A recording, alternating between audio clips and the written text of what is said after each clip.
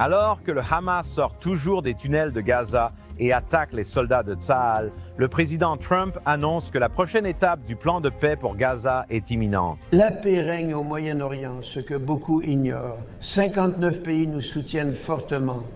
La phase 2 progresse, oui. Ça va arriver très bientôt. Alex, voici le président Trump affirmant que la paix règne au Moyen-Orient. C'est intéressant, car à ma connaissance, il n'y a pas de paix au Moyen-Orient. De plus, la deuxième phase du plan pour Gaza, premièrement, prévoit la démilitarisation du Hamas. Israël a été prudent, l'accord prévoyait des phases, mais évidemment, le Hamas ne fait rien pour se désarmer. Nous voyons le Hamas faire tout ce qu'il peut pour tenter de réaffirmer son contrôle sur la bande de Gaza.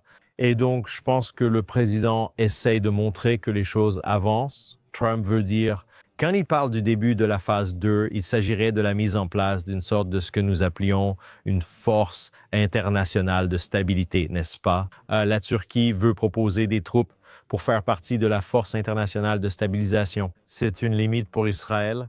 Si c'est l'Égypte, si c'est la Turquie, si le Hamas n'est pas forcé de se désarmer.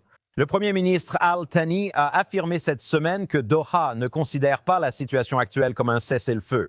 Il a soutenu qu'Israël devrait retirer toutes ses troupes de Gaza.